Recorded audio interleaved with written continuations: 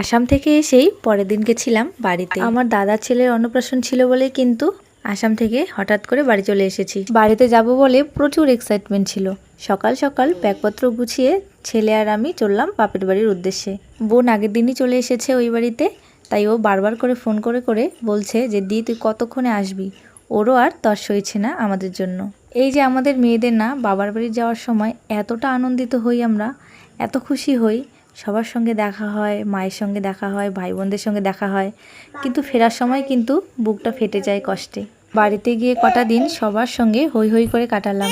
শুধু বাড়ির লোক নয়, যেহেতু অনুষ্ঠান ছিল তাই কিন্তু কাকাতো জ্যাঠাতো দিদিরা, জামাইবাবুরা এবং সব আত্মীয় স্বজনদের সঙ্গে দেখা হয়েছিল, যাদের সঙ্গে কিন্তু অতটা দেখাই হয় না। অনুষ্ঠান পারপাসেই কিন্তু সবার সঙ্গে দেখা হওয়ার সুযোগ হয়। খুব মজা করেছি এবার বাড়িতে গিয়ে, সবার সঙ্গে দেখা হয়ে খুব ভালো লেগেছে। যেহেতু আমার কোয়ার্টার থেকে আসার কথা ছিল না, তো আসার পর ভাবছি না এলে খুব বড় মিস করতাম।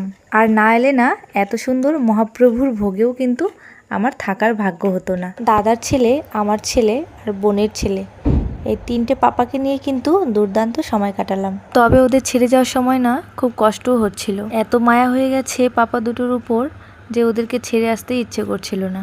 আমি এতটা লাকি যে আমি মাসি আর পিসি একসঙ্গে হয়েছি। কিছুদিন আগে আমি পিসিমণি হয়েছি এবং তার 2-3 মাস পরেই কিন্তু মাসিমণিও হয়েছি। তাই ওদের প্রতি আমার এত মায়া পড়ে গেছে, এত মায়া পড়ে গেছে, মনে হচ্ছিল দুজনকেই আমার সঙ্গে নিয়ে আসামে চলে যাই। বাবার বাড়িতে ভালোই কাটালাম, তবে বোনও চলে যাবে আজ, তাই জন্য কিন্তু মনটা খুব খারাপ। আর সব থেকে বেশি মন খারাপ আমার মায়ের, কারণ তার 2 মেয়ে এবং 2 নাতি একবারেই বাড়ি ফাঁকা করে চলে যাচ্ছে। তাই জন্য মা কিন্তু খুব কান্না করেছিল আসার সময়। তখন মাকে কিছু বুঝতে দেইনি ঠিকই, কিন্তু বাড়ি আসার পর না আর নিজেকে কন্ট্রোল করতে পারছিলাম না। খুব কষ্ট হচ্ছিল মায়ের জন্য, সবার জন্যই। আর কিছুতেই বাড়িতে মন বসছিল না। মায়ের দিকে না জাস্ট আমি তাকাতে পারছিলাম না। আসলে আমার বাবা নেই তো, তাই মাকে ছেড়ে আসতে না একটু বেশি কষ্ট হয়।